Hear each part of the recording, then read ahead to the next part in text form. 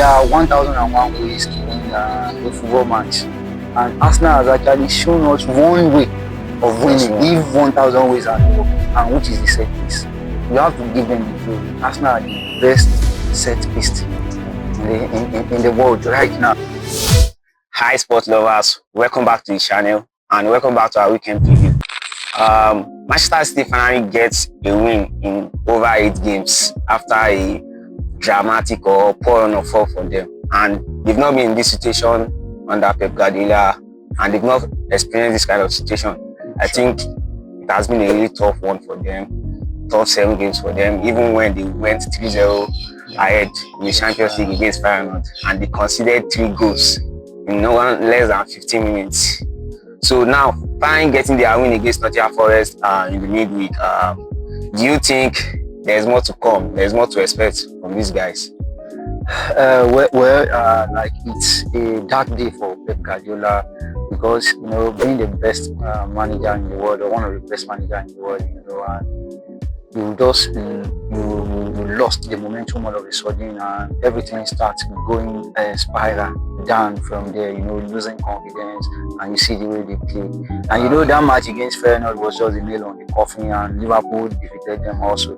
So he said in his post-match interview that they will start winning from Liverpool, and which we have seen against Nottingham Forest. On the normal ground, we expect Guardiola to beat Nottingham Forest, but I believe they can build on this form. After after winless game of 7 games, and finally got to win. So I believe it's just the beginning. It's just the beginning for them, because if you see the interview during the news during the week, that he has not been picking call, trying to find a solution to what is happening. So it's a general knowledge. When something that has never happened to you happened, you have to seek solution that you have never seen before. So and I hope this is the perfect solution for him and for Manchester City to continue their winning way. So let's hope that they still turn something around in the weekend. And do you feel Kevin De Bruyne is the key to them winning the match in the midweek?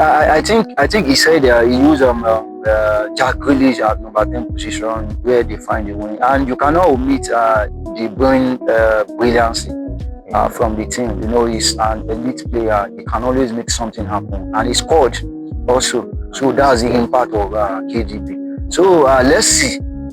You can't judge by a game because in terms of comparison, there is a wide distance between Nottingham Forest and Manchester City. So if they play against some teams that they are not wide in terms of rating, that's when you can say that Man City are finally back. So now let's talk about the league leaders, Liverpool. They finally get to drop points against Newcastle in a 3-3 draw after a long while. After the third Manchester City, they are dropping points again, leaving them to just 1 point in the midweek. And with Manchester City already winning, and even Chelsea, Arsenal in the 2nd, 3rd position consecutively, do you feel the title race is open to any of these teams? If you look at it, this game 14, and Liverpool has taken the lead. They have shown that he has what it takes to win the league. But if you come to look at it, their match against Newcastle is one of the inevitable of the Premier League. It has always been a shocker. They will just come, see the match they lost against Nottingham Forest, just 1-0, and at Anfield. Yeah. So it's just one of the game, and from 2-0 down, Liverpool scored 3-2, and Newcastle scored again. Even though there are some irregularities in the match, people are complaining, but you can't remove Liverpool brilliancy from there. He has divided the likes of Bayern Leverkusen, Bayern Munich, Man City, and some top clubs like that. So I believe dropping points, not losing, is inevitable. They finally got it. Maybe Newcastle would have won, but Ancelotti actually showed that this Liverpool match is capable of doing something. And it is matches like this, they are expected to drop points because you can't. Newcastle is one of the toughest teams to beat or to encounter in the league, so it's normal. And we can say the title race is still open, from a margin of I think 9 points to a margin of 7 points now. So it's still something that if you still want something to do, you don't have to drop points. So you have to do better than we following you at the back. So I believe they still have a chance. Yes, the percentage is still in favor of Liverpool. So they just have to prove beyond reasonable doubt, beyond 14 matches. Now that's good one there. Let's talk about Leicester City. Ruud van Nistelrooy was signed in maybe less than 3 matches, and he lost his first match 4-1 to I think He won. lost his first match. Then before winning 3-1 against West Ham in the midweek. Yeah. So do you feel him getting signed by Leicester City is a result of his performance in Manchester United in, I think, 2 or 3 matches he played? He played 4 matches. You can't actually omit his little success at Manchester United after the chaotic performance under Ten Hag, and Van Nistelrooy came in. He gave the United man the vibe they want. I think he scored 11 goals in 4 matches, which Ten Hag actually find difficult to do. So yeah, and out of the 4 matches, he beat Leicester City 2 times there, 1 in the League Cup and 1 in the Premier League. So him signing for Leicester City is just like a reward for what he has done, because I think every manager would like to coach a Premier League side, and Leicester are not a bad side to play for. He said in his interview that the opportunity that serving as an interim coach at Manchester United presented is an overwhelming opportunity. So, and I believe he has won something in Eredivisie. He has won 2 trophies before coming in as an assistant at Manchester United. I believe he can build on this. Try to create his own path for himself in the Premier League.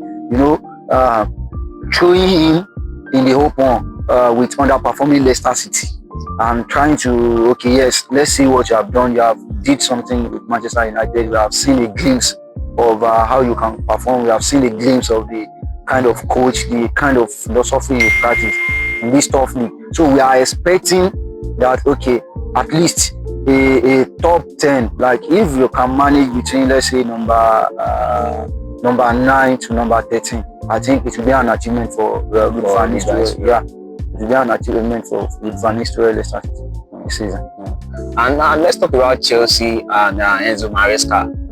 We can see what these guys have been doing in the Premier League in a couple of matches. After, I think they had a poor start, they lost to Manchester City, and I think they won against Wolves a 7-2 margin. So, and we can see what they've been doing, their performance over Southampton in the midweek, a 5-1, and now they are second on the table, same points with Arsenal, but goal difference, they are leaning on goal difference. And in the interview, Enzo Maresca happens to say that they are not contending for the title. Do you believe what he's saying? Do you think Chelsea are not ready for the title after in match 14 they are already in second position and they've scored the highest goal in the Premier League this season? I can understand from the angle Enzo Maresca is coming from. The appointment of Enzo Maresca from Leicester City, nobody actually expects him to perform like that. Yeah. Nobody, I can say it categorically. No Chelsea player expects Maresca to give them this overwhelming performance, both in the Conference League and in the EPL. So you can see it's a process. He knows what he's saying. Like Chelsea has not really faced challenges this season. And the point he's talking from as a coach is, okay, when challenges actually set in, will we still be able to cope?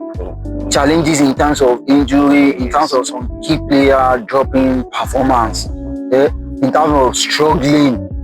Do you understand now? That's why he said this team is not contending.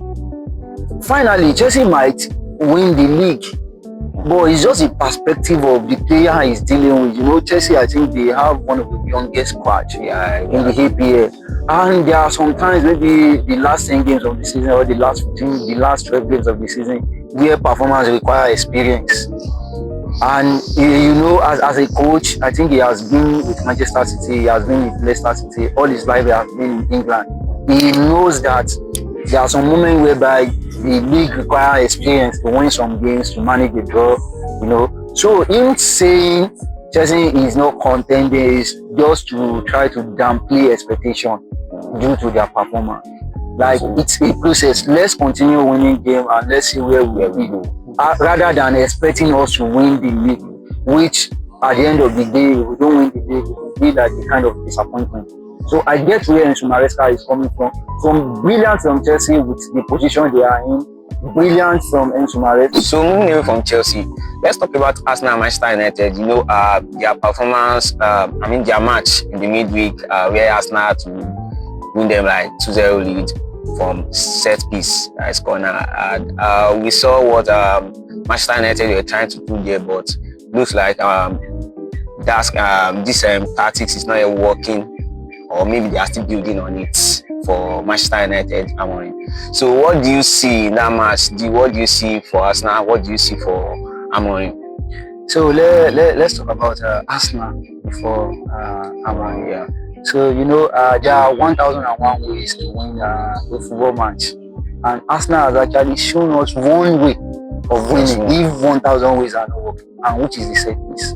You have to give them the glory. Arsenal are the best set piece team in the world right now, because you know he has the highest scoring goals from set piece. So I'll give kudos to Arteta, because it shows that he's a dynamic coach, not a static one. If one way is not working, if we cannot score goals from the open play, yes, we can convert our set piece, and I can say they are demon when it comes to set piece. We have the likes of Saliba, you have the likes of Gabriel, Martinelli is there, Kai Havertz is there. You can't escape them.